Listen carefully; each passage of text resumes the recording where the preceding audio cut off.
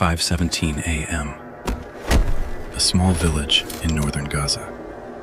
Red dust clung to my boots as our platoon moved slowly along a narrow dirt road between low stone walls. My name is Eitan Levi. I was 29 years old, a soldier in a fictional Israeli infantry unit known as Falcon Platoon. About 10 meters ahead of me was Noam Ben Ari, our platoon commander. To my left was Daniel Cohen, my closest friend in the unit. Behind us were Yoni and Amir. Everyone was silent, only the sound of our boots crushing dry earth. I remember seeing a line of olive trees on the right. A bird suddenly flew from a branch. I looked up, and at that exact moment, gunfire erupted. Not one shot, a burst, then another. Noam shouted, "Down! Down now!" I dropped on instinct. Daniel pulled me toward a stone wall. A bullet struck the edge of the wall just above my head. Dirt and small pieces of stone fell across my shoulder. I heard Yoni shout, "Left!" Then our weapons answered. No one was standing still anymore. The platoon immediately scattered behind walls and mounds of earth. Noam shouted commands. "Hold your position!" Another burst tore through the olive trees. I looked at Daniel. He was firing toward positions I could barely see ahead. I couldn't see the opposing fighters, only clouds of red dust, smoke, olive leaves falling through the air, and the constant echo of gunfire through the village. I heard Noam calling each man by name. "Daniel!" "Yes!" "Yoni!" No answer. "Yoni!" Still nothing. Noam turned and looked at me, only for a second. Then he turned back toward the fighting. "Eitan, hold the right!" I nodded. That was the last time I heard his voice clearly. I don't know how long the firefight lasted. 3 minutes, maybe 5. Time in combat doesn't feel like normal time. A second can last a minute. A minute can disappear completely. I only remember constantly changing positions. Fire, duck, look, wait, then fire again. An explosion sounded close behind us. I turned. Amir went down. I called his name. No response. Daniel shouted, "Eitan, don't stand up!" I dropped lower. Then another burst erupted. Daniel disappeared behind the wall. I shouted his name.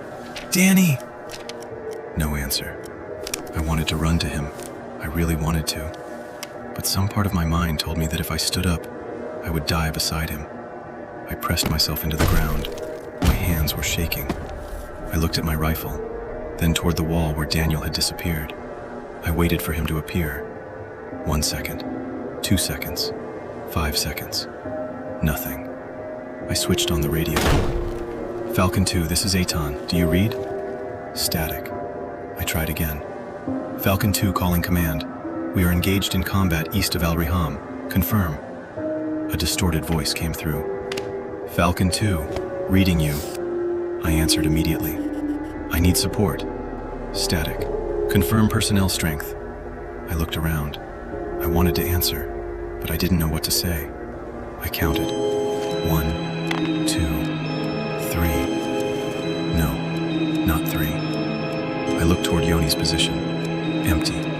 Toward Amir. No movement. Toward Daniel's wall. Nothing. I said, "I can't confirm." The voice answered, "Hold your position. Support is on the way." An explosion cut across the transmission. The radio went silent. I stared at it in my hand. "On the way where?" I said to myself. "What are you doing?" No one answered. I lay flat against the red earth. I heard the gunfire moving farther away, then silence. I didn't dare raise my head. I waited several more minutes. No Noam, no Daniel, no Yoni, no Amir. I called each name. No? Silence. Danny? Silence. Yoni? Nothing. I looked at my watch. 5:43 a.m. 26 minutes since the first shot. I looked at the rifle in my hands, then at the open ground ahead. I could stand up. I could go back. I still had ammunition. I could still fight. I was a soldier. I had been trained for this. So why was I lying here? Another question appeared. What happens if I stand up? Do I die? Maybe. But what happens if I stay down? Maybe I live. I closed my eyes, and Maya's face appeared in my mind. My wife. We had only been married a short time. I remembered the last morning before I left home. She had been standing in the kitchen, her hair tied back, a small towel in her hands. She wasn't crying. She just looked at me for a long time. Then she asked, "Will you come back?" I had said, "I will." I didn't know why those words came back to me then. Maybe because I needed a reason to stand. Then I thought about Noah, my daughter. She had just been born. I had held her less than a week before leaving. She was so small that my hand could almost cover her entire body. She didn't know who I was. She couldn't even speak. I thought, if I die here, what will she remember about me? Nothing. Maybe only photographs, a name, a story someone else tells her. I opened my eyes. I looked at my rifle. Then I thought about my father. He was old. My mother was too. Before I left, my father said only one thing. Don't try to be a hero. He looked at me. Come home. I never thought those words would become something that haunted me. But at that moment, they were clearer in my mind than any command. I had two choices. Stand up and keep fighting, or leave. I looked toward the place where my comrades had fallen. I felt guilty. A soldier doesn't leave his comrades behind. But if I died here, then no one would come home. I closed my eyes again, took a breath, then whispered, "I'm sorry." I stood up, not to fight, to live. I started walking. I didn't run. Running would waste my strength. I kept low, moving along stone walls and olive trees. Red dust clung to my pants. I kept looking back. No one. I walked another few dozen meters. Then I heard something. I dropped immediately. A vehicle passed in the distance. I couldn't see who was inside. I waited until the sound disappeared. Then I kept moving. I didn't know where I was going. I only knew I had to leave that area. Around noon, I found a low concrete house. The door was open. I stepped inside. It was dark. A chair lay on the floor, a broken table. On the wall was a child's drawing. I stood there looking at it. A house, a son, a woman, a man, and a child. I turned away. I didn't want to think about it, but I thought about Noah. I took out my phone. No signal. I opened the last photo. Maya was holding our daughter. I stared at the screen for a long time. Then I turned it off. "I'll come home," I said it. I didn't know to whom. That first night I slept behind a low wall. I slept for maybe an hour. Every time I heard a sound, I woke up. A branch, a piece of metal, a distant explosion. I thought someone was coming.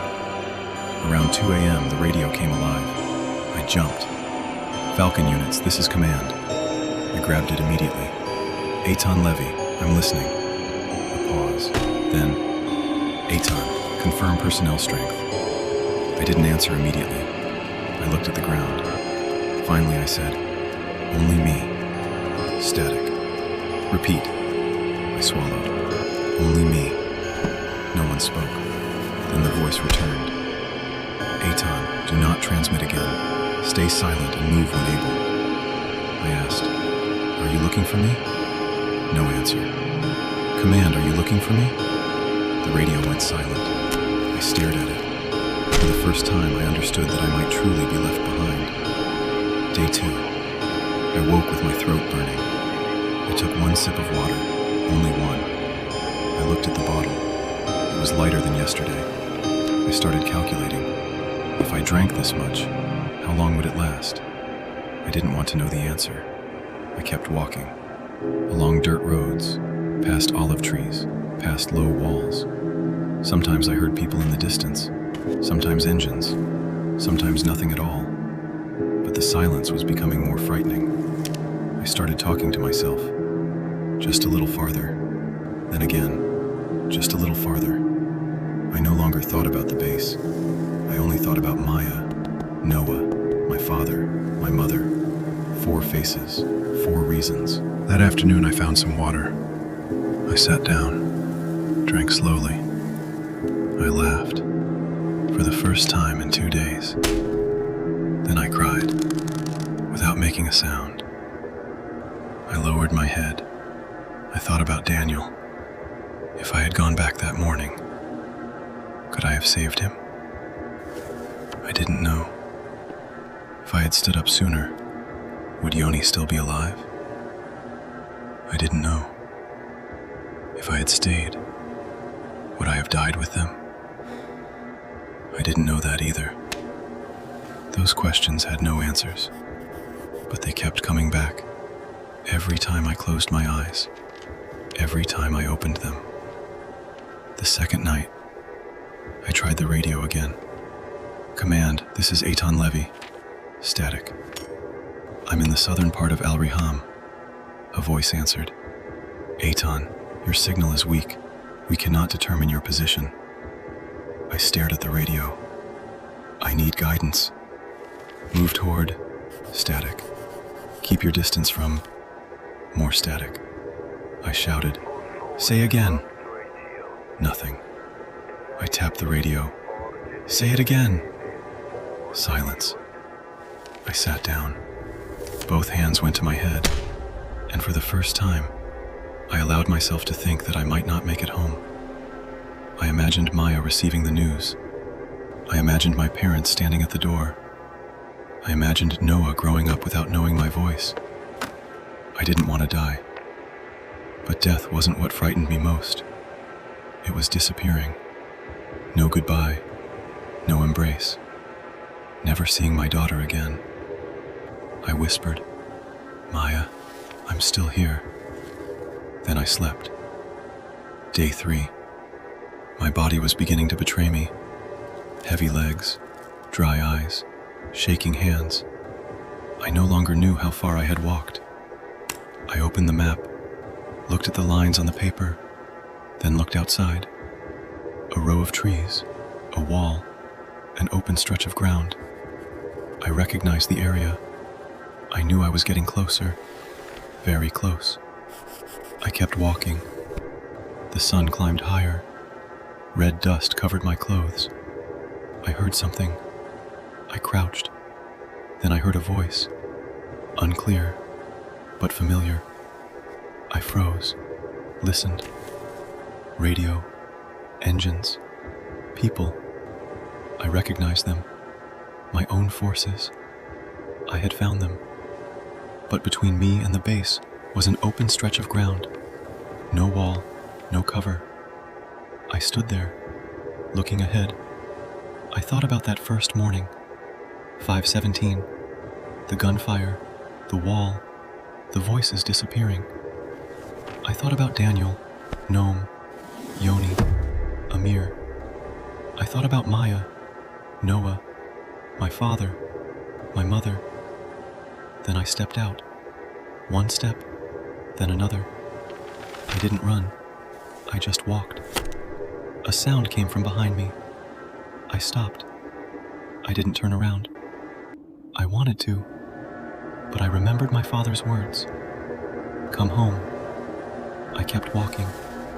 A voice shouted, Stop! I raised my hands. I shouted my name. Eitan Levi! Falcon 2! Silence. Then a man ran toward me. I saw the uniform. I saw his face. I heard him ask, Where did you come from? I didn't answer. I only said, Water. When I finally sat down inside the base, someone handed me a bottle of water. I held it, looked at it, then drank. The first sip. The second. I heard people around me. Radios, engines, orders, ordinary sounds. But to me, they sounded like the noise of another world. Someone asked, Are you the only one left? I looked down. I didn't answer. I didn't have to. The silence answered for me. Later, I learned that Maya had called the unit several times. My father had called too. So had my mother. They didn't know I was alive. I didn't know they were waiting. 3 days. Only 3 days. But it felt like I had lived another life. I still remember 5:17 that morning. I remember the red dust, the olive trees, the gunfire, Daniel turning toward me, Noam's voice, the radio, and the moment I had to choose. I used to think a soldier was measured by how far he could keep fighting. After those 3 days, I thought differently. Sometimes the bravest thing isn't moving forward. It's admitting that you want to live, to come home, to see your wife, to hold the child who hasn't had time to remember your face, to hear your old parents call your name. I entered that village with 11 men. I left it alone. And from that day on, whenever I hear gunfire, I don't think about victory. I think about a promise. I told Maya I would come home. And finally, I kept my word.